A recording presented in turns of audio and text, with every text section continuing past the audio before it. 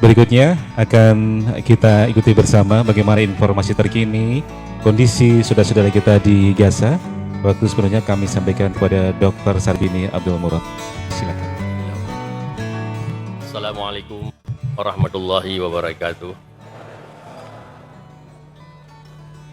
Alhamdulillahirabbil alamin wassalatu wassalamu ala asrafil anbiya'i wal mursalin wa ala alihi washabihi ajmain. Amma ba'du. Yang saya hormati Ustadz Khalis beserta jajarannya, kemudian para jamaah sekalian, mudah-mudahan pertemuan kita pada kesempatan ini diberkahi Allah Subhanahu wa taala, dan pertemuan kita ini menjadi wasilah kita untuk terus membantu saudara kita yang ada di Palestina, yang pada hari ini mereka sangat menderita dan nasibnya sangat memilukan. Nah, oleh sebab itu, bantuan yang diberikan oleh para jamaah sekalian, oleh para warga MTA ini menjadi sesuatu yang bermanfaat bagi saudara-saudara kita yang di Gaza. Mudah-mudahan ini menjadi amal soleh bagi kita semuanya. Ikhwafillah rahimakumullah.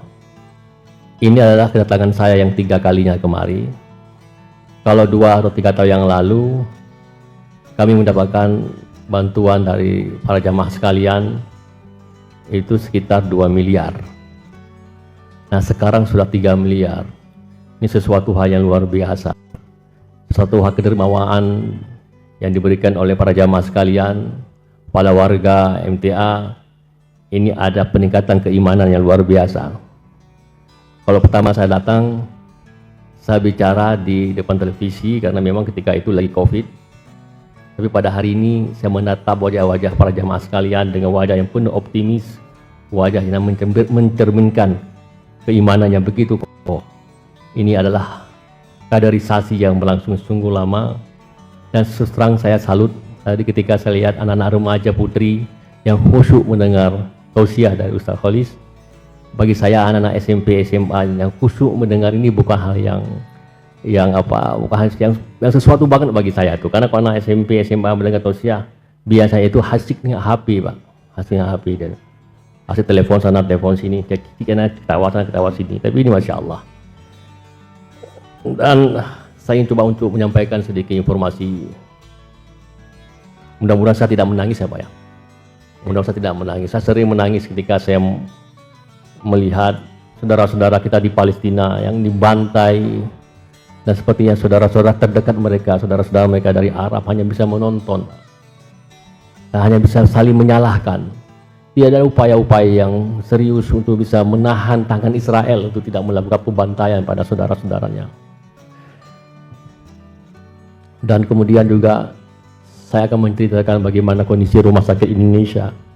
Dan rumah sakit Indonesia ini adalah bahagian dari apa yang bapak-bapak, ibu-ibu yang telah memberi bantuan. Dan itu merupakan tanggung jawab kita bersama untuk menyelamatkan rumah sakit kita ini dari kekejaman, dari rencana-rencana jahat yang akan dilakukan Israel terhadap rumah sakit Indonesia. Yaitu kebanggaan kita, yaitu merupakan bentuk ikatan batin, ikatan moral kita, ikatan nurani kita dengan saudara-saudara kita yang ada di Palestina pada hari ini. Teman-teman sekalian, saya dalam beberapa hari ini itu agak gelisah, agak membatin saya, apalagi banyak pertanyaan-pertanyaan yang ditanyakan oleh para jurnalis kepada kami tentang nasib 3 relawan Mercy yang ada di Gaza hari ini. Itu selalu yang membuat saya itu agak tidak tenang Pak ya. Tapi saya berdoa pada Allah, dan selalu saya katakan ketika saya ketemu dengan banyak orang, saya katakan bahwa mari kita berdoa kepada Allah agar warga Gaza diselamatkan. Bila khusus 3 relawan Indonesia, 3 relawan Mercy ini Allah selamatkan. Mereka dalam kondisi yang sangat sulit hari ini. Nah, jemaah sekalian, bahwa hari ini bukan perang di Gaza, tapi pembantaian, Pak. Pembantaian dilakukan Israel terhadap warga sipil, terutama ibu-ibu dan anak-anak. Itu yang terjadi hari ini. Jadi Israel sukses memenangkan perang dengan membantai anak-anak dan ibu-ibu. Tetapi mereka gagal untuk melakukan pemukulan atau menghantam telak Hamas. Mereka gagal sama sekali. Sampai dengan hari ini Hamas masih eksis dan bisa memberikan perlawanan.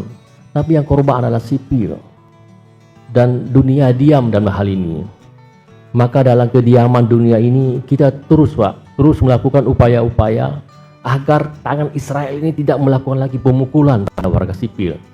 Kalau bisa pejuang-pejuang Palestina gugur dan syahid, itu resiko sebuah peperangan, resiko sebuah perjuangan. Tapi kalau anak-anak bayi, Pak, yang mereka meninggalkan di inkubator karena tidak ada listrik, dan orang meninggal karena tidak ada oksigen, ini sesuatu hal yang tidak bisa kita terima. Sesuatu hal yang sangat menyedihkan sekali ketika pasien-pasien datang ke rumah sakit, tapi rumah sakit tidak bisa memberikan sesuatu yang terbaik untuk melakukan pertolongan terhadap korban-korban yang berdatangan ke rumah sakit.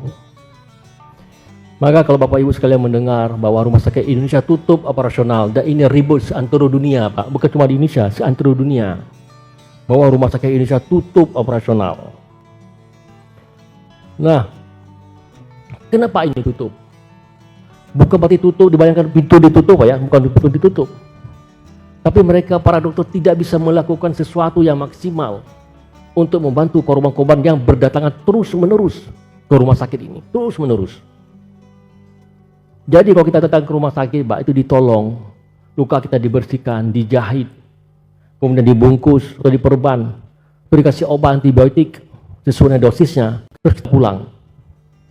Nah, pada awal-awal perang, Pak, awal-awal perang, itu mereka menggunakan jarum suntik berkali-kali, berulang-ulang untuk bisa melakukan itu.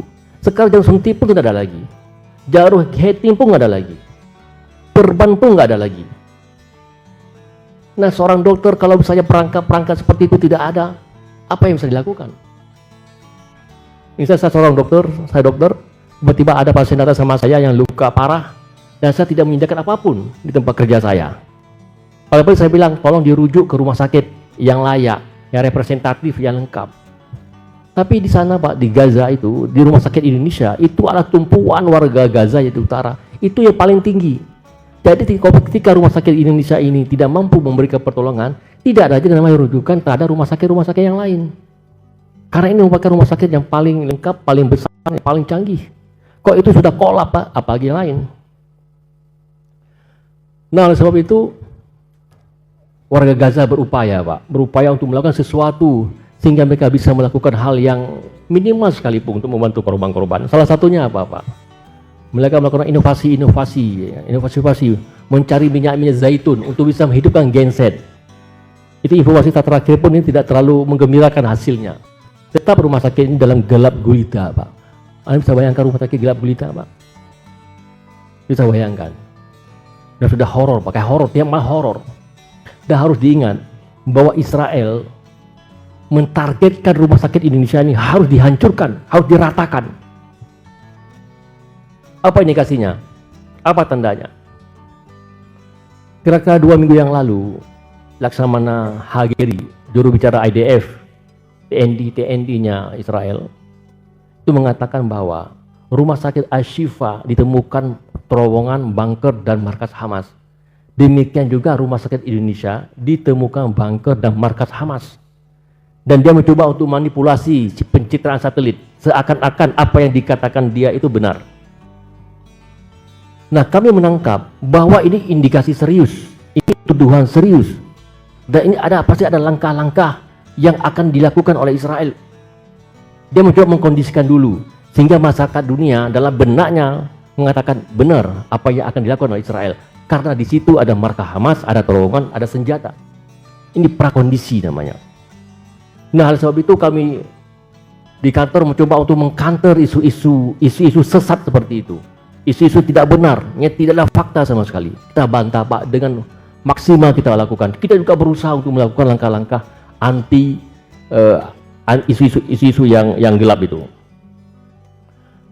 Nah, kemudian Israel nggak cukup dengan tuduhan-tuduhan itu. Tiap malam itu melakukan teror dengan melakukan pemboman di sekitar rumah sakit itu. Nah, ketika jurnalis menanya pada saya, Dok, semalam ada 12 rudal dihantam di sekitar rumah sakit. Saya katakan bahwa ini bukan puncak. Ini bisa jadi pemula. Dan kita nggak tahu kapan puncaknya. Dan besok, lusa, dan besoknya lagi terus akan dilakukan seperti itu dengan satu tujuan adalah agar warga Gaza meninggalkan rumah sakit sehingga punya alasan untuk meratakan rumah sakit di Indonesia. Tapi kita kagum dengan kekuatan, semangat, keberanian warga Gaza untuk tetap bertahan di situ. Dan rumah sakit Indonesia menjadi tempat penampung atau menampung sekitar 15.000 warga Gaza Utara, menampung di sekitar rumah sakit dan di dalam rumah sakit. Maka kalau ditanya pada kita, Pak, bagaimana kondisi rumah sakit Indonesia? Jawabannya adalah persis seperti pasar malam, Pak. Lantai 1 sampai lantai 4 penuh dengan orang, Pak. Nggak ada yang namanya ruang-ruang kosong yang tidak ditempatkan oleh orang-orang yang sakit, oleh luka, Pak. Dan tidak ada perawatan sama sekali. Kita temukan betapa baunya rumah sakit dengan darah bercecer di mana-mana. Belum lagi luka yang belatung, Pak. Belum lagi orang berteriak. Tapi kita mengapresiasi dan kagum dengan dedikasi dokter yang di sana itu.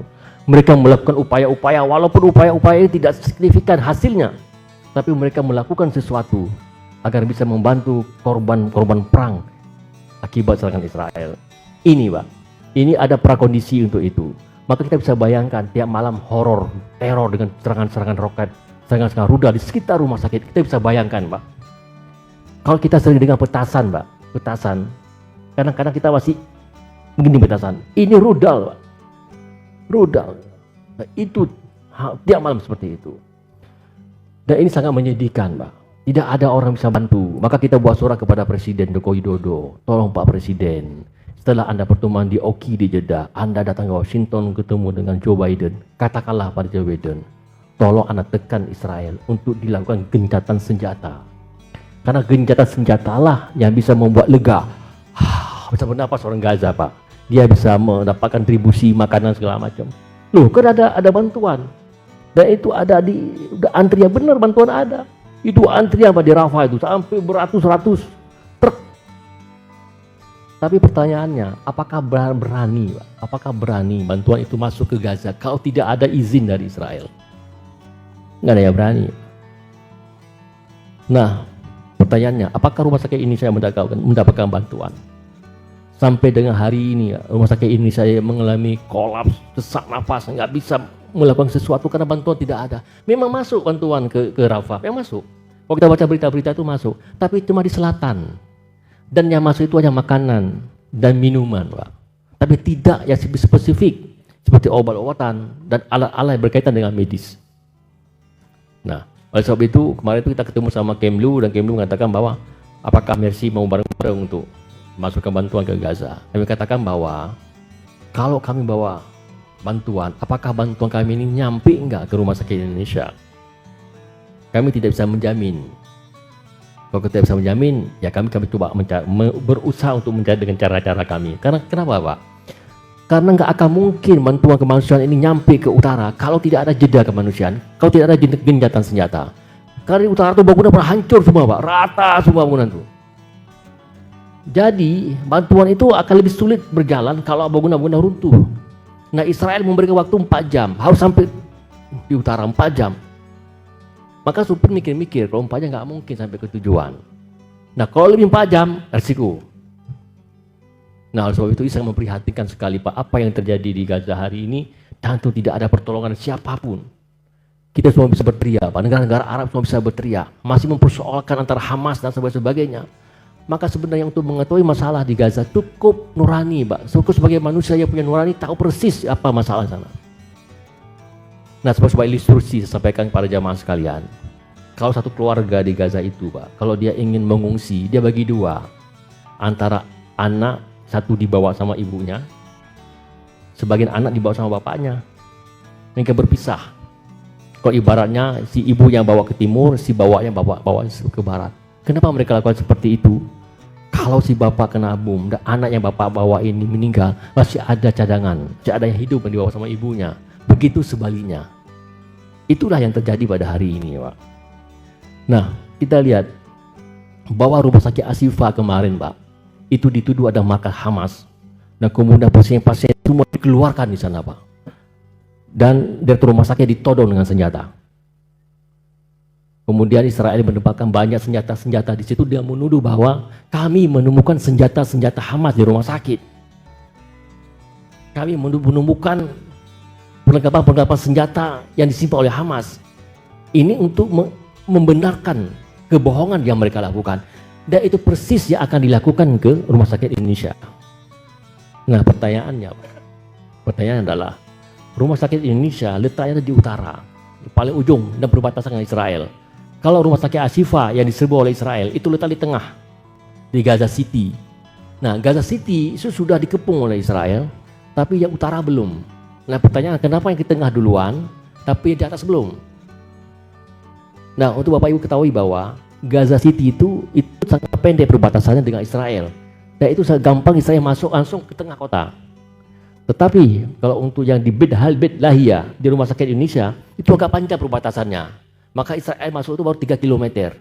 Berarti ada kira-kira 8 km lagi itu nyampe ke Rumah Sakit Indonesia. Maka pada hari ini Rumah Sakit Indonesia dalam keadaan yang sangat terancam. Maka kami mohon kepada Bapak-Bapak, Ibu-Ibu sekalian, agar jangan pernah lepas mendoakan warga Gaza, mendoakan relawan Mercy, mendoakan Rumah Sakit Indonesia, dan itu bantuan pun datang dari Bapak dan Ibu-Ibu sekalian. Karena doalah yang bisa membentengi kita. Karena doalah yang bisa membantu saudara-saudara kita. Ya, mudah-mudahan Allah melindungi semua saudara-saudara kita dari ancaman, dari teror yang dilakukan Israel setiap saat. Saya tahun 2009 itu pernah masuk ke Gaza dan saya menemukan banyak pasien-pasien, dan sama persis pada hari ini adalah pasien-pasien korban akibat bom fosfor. Bom fosfor ini bom yang dilarang oleh PBB untuk digunakan karena efeknya itu membakar, Pak. Bakar orang semua itu kena bom fosfor itu. Orang sangat menderita. Kadang-kadang nggak mati orang, tapi menderita karena kebakar itu. Nah, ada hal yang ajaib, Pak. Ada hal ajaib. Ketika pasien itu dibawa ke Rumah Sakit Ashifa ketika itu, dan kebetulan kita yang melakukan operasi, Pak. Operasi kita menggunakan salah satu obat bius namanya ketalar. Kalau bahasa generiknya ketamin. Nah, obat ini, Pak, ada efek sampingnya. Efek sampingnya itu adalah orang setelah dioperasi ngeracau. Ngeracau itu artinya orang ngomong sendiri, Pak. Orang mengungkapkan apa yang dirasa, apa yang dilihat, apa yang dialami. Itu dia akan ungkapkan ketika dia ngeracau. Subhanallah, Pak, subhanallah. Orang Gaza, dan saya mendengar sendiri dan melihat sendiri, Pak. Ketika mereka mengeracau, mereka yang keluarlah ayat-ayat Al-Quran, Pak. Yang di sini mengeracau Alif Lam Mim Al-Baqarah, Pak. Yang sana ada surah Yasin, ada Al-Fat. Wah, itu keluar semua meracau mereka itu. Jadi dalam keadaan tidak sadar pun yang keluar dari mulut mereka adalah ayat-ayat Al-Quran. Bayangkan ketika mereka sadar. Dan inilah orang-orang yang dihadapi oleh Israel, Pak. Orang-orang seperti ini. Maka kita meyakini, saya yakini bahwa umat Rasulullah akan menang. Allah akan mendukung pertolongan. Allah akan membantu Gaza dengan cara-cara Allah. Maka kita, Pak, tidak pernah putus asa untuk mencari cara untuk bisa membantu saudara-saudara kita yang Gaza. Maka bantuan yang Bapak beri ini adalah mudah-mudahan ini menjadi amal soleh kita, menjadi pertanggungjawaban kita di depan Allah Subhanahu wa taala. Karena saya dalam kitab fikih jihad, Pak, karena Yusuf Qaradawi mengatakan bahwa membela Palestina adalah fardu ain bagi seluruh umat Islam. Fardu ain, Pak, yang kelasnya sama kayak puasa, sama kayak sholat. Dan itu agar Allah bertanggungjawabkan kepada kita. Maka di depan Allah kita bisa menyampaikan bahwa kami juga menunaikan fardu ain dengan membantu saudara-saudara kami di Gaza dengan dana yang ada pada kami. Itu merupakan modal kita ketika Allah menanyakan kepada kita. Mungkin itu yang bisa kami sampaikan. Mudah-mudahan ini bisa berguna pada kita semuanya. Mudah-mudahan saudara-saudara kita diberikan kekuatan kepada Allah, kemenangan. Semoga Allah menurunkan tentara-tentaranya untuk menolong umat Rasulullah Sallallahu Alaihi Wasallam. Mungkin izin Dr. Sarbini, mungkin ada pertanyaan dari Bapak atau Ibu yang ingin disampaikan. Silakan, ada yang mau tanya, Pak. Jangan sampai penasaran nanti, Pak. Karena ada yang tanya sama saya gini, Pak, gimana? Bisa nggak kita adopsi anak-anak di Gaza? Kasihan mereka, orang tua pada meninggal. Saya katakan bahwa orang-orang Gaza tidak akan pernah membiarkan anak itu diadopsi orang-orang lain. Oke, ada yang nanya lagi, Pak? Ya, silakan.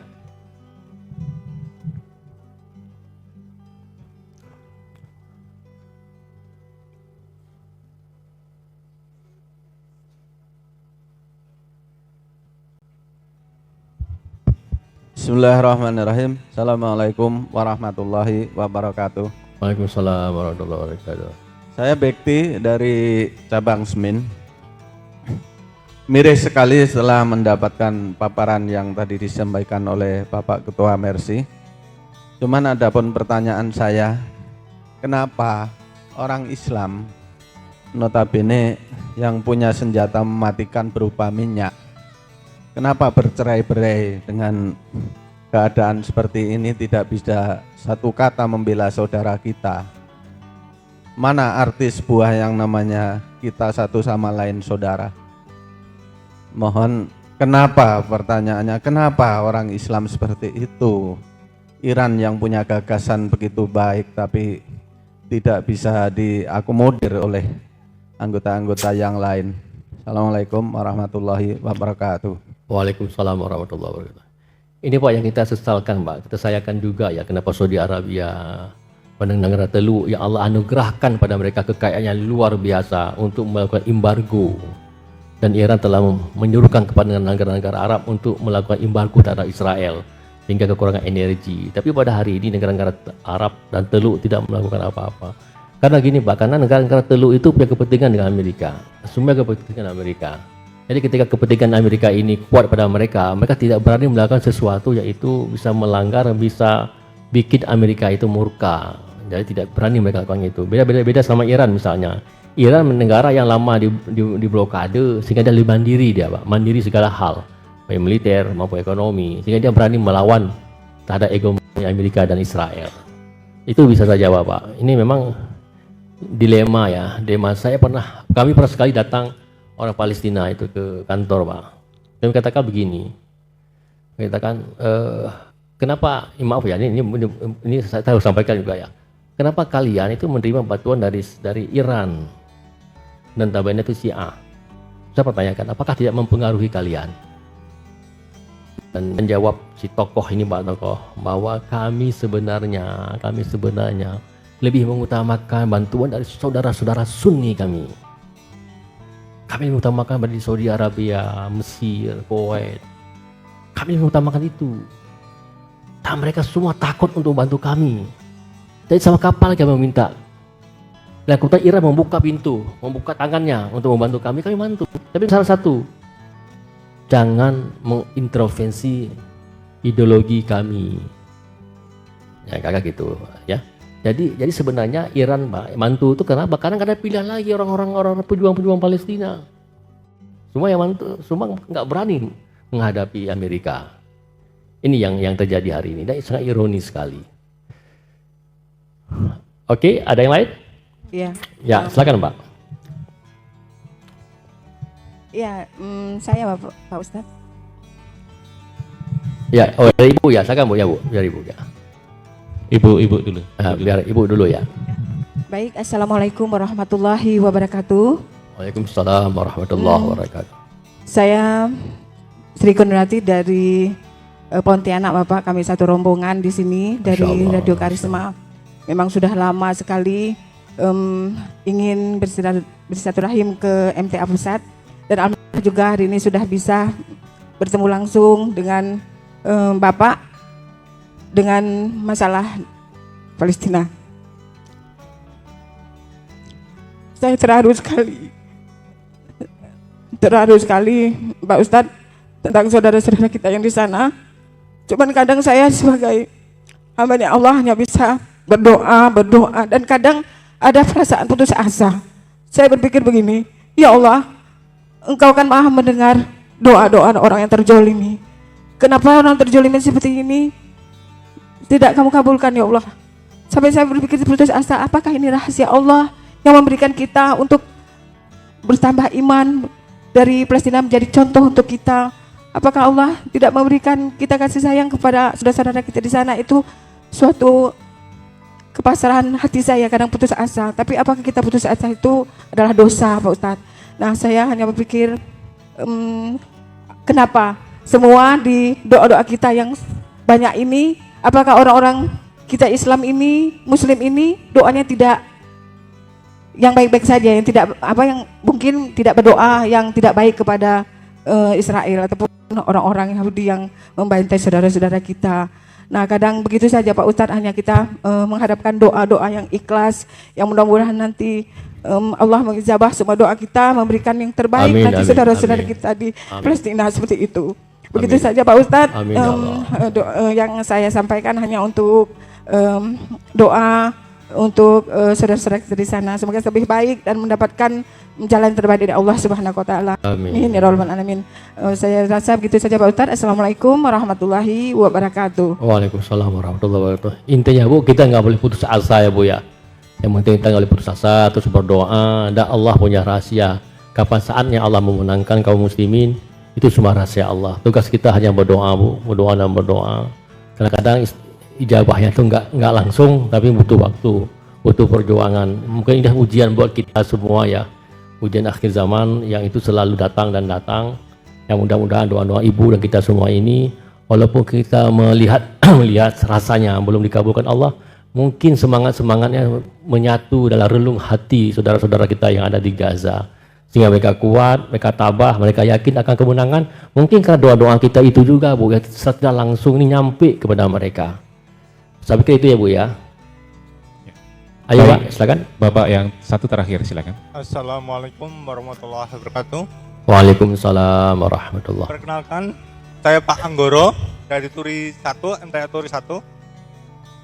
Saya sangat sangat sedih sekali karena salah satunya yaitu semua suruh memboikot produk-produk Israel.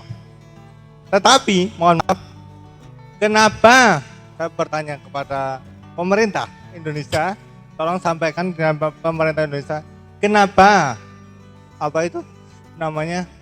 perusahaan-perusahaan Israel itu masih berdiri di Indonesia? Itu kan nyawa Palestina lebih berharga daripada nyawa perusahaan. Biarpun nantinya akibatnya itu di PHK semua yang bekerja di perusahaan-perusahaan Israel, saya yakin karena Allah nyawa itu Palestina lebih berharga, saya yakin nanti berdiri UKM atau sejenisnya. Saya yakin tuh Pak. Tolong sampaikan ke pemerintah, MUI memboikot, rakyat memboikot, seharusnya pemerintah juga memboikot. Terima kasih Pak. Assalamualaikum warahmatullahi wabarakatuh. Assalamualaikum warahmatullahi wabarakatuh. Saya sepakat dengan Pak Anggaro nih. Sepakat saya benar. Ini beliau pertanyaan beliau visioner banget nih pertanyaan beliau nih. Memang masing-masing kita nih Pak punya porsi ya. Kalau boikot porsi itu porsi rakyat, tapi porsi pemerintah ada juga Pak. Nah satu ketika saya pertemuan sama Pak Mendak ya, Pak Zulkifli Hasan itu, saya sampaikan itu. Jadi pemerintah contoh begini Pak ya, sekarang banyak betul itu perdagangan ekspor impor antara Indonesia sama Israel. Nah tugas pemerintah di situ Pak, di situ untuk tidak ada pembelian lagi. Contoh sekarang banyak namanya alat-alat intelijen penyadapan itu banyak beli di Israel. Kemudian ada pembelian senjata itu dengan Israel. Nah maka ini harus dihentikan. Nah ketika kami ketemu sama anggota DPR Pak, diundang kita ke DPR untuk memaparkan program-program, saya katakan begini, saya tidak akan memaparkan program-program Mercy karena Bapak saya yakin semua sudah tahu. Tapi saya minta kepada anggota DPR untuk memaksanakan fungsinya, mengawasi lembaga-lembaga atau institusi negara yang masih bermain mata dengan Israel. Istilah kita begini Pak, satu sisi kita kecam Israel, satu sisi kita katakan bahwa solusi dua negara, tapi sisi lain ada percintaan gelap kita Pak, percintaan gelap antara institusi tertentu negara dengan Israel. Nah ini hal negara di situ porsinya, benar kata Pak Anggoro tadi, negara di situ fungsinya. Sekarang Pak ya, itu boikot nih, Nestle pada lingkungan, ya. Tapi nama ekspor impor antara Israel sama Amerika itu meningkat. Nah porsi negara di situ sebenarnya, boikot di situ. Itu. Kalau misalnya kutuk mengutuk, Mercy lebih kencang kutuk mengutuk Pak. Kalau kutuk mengutuk Israel. Nah di situ fungsi negara. Maka kita juga Pak, kalau ketemu sama pejabat negara, kami akan sampaikan itu. Artinya kita akan konsisten antara di depan sama di belakang. Jangan kita kutuk ini, tapi ini ekonomi jalan terus. Nah sehingga Israel nggak pernah oleng dia itu. Nah ini mungkin ke depan tuh perlu memang pemimpin yang bisa membackup Palestina dengan benar-benar sehingga tidak ada lagi yang namanya ilegal perjanjian di belakang, ada perdagangan ilegal di belakang dengan Israel. Karena banyak betul misalnya korma hasil pertanian Israel itu diekspor, karena Israel itu pengekspor 60% dunia korma, Pak. Dan korma itu diambil dari kebun-kebun yang dirampas petani tepi barat, Pak. Dirampas sama Israel tanam korma dan diekspor. Nah ini tugas-tugas memang negara masing-masing. Jadi kita, Pak, kalau untuk Israel itu harus benar-benar all out untuk melawan Israel. Yang bisa kita lakukan, gitu ya. Saya pikir demikian 3 pertanyaan, dan ini mudah-mudahan adalah pertemuan kita bukan yang terakhir. Insya Allah ke depan terus kita bisa bersilaturahim, dan mudah-mudahan pertemuan kita ini, saya yakin betul saudara-saudara di Palestina melihat, menonton ini kan ditayangkan di televisi. Mudah-mudahan ini menguatkan saudara kita bahwa mereka tidak ditinggalkan, mereka itu bersama kita dan kita bersama mereka. Sekian, bila kurang mohon maaf. Assalamualaikum warahmatullahi wabarakatuh.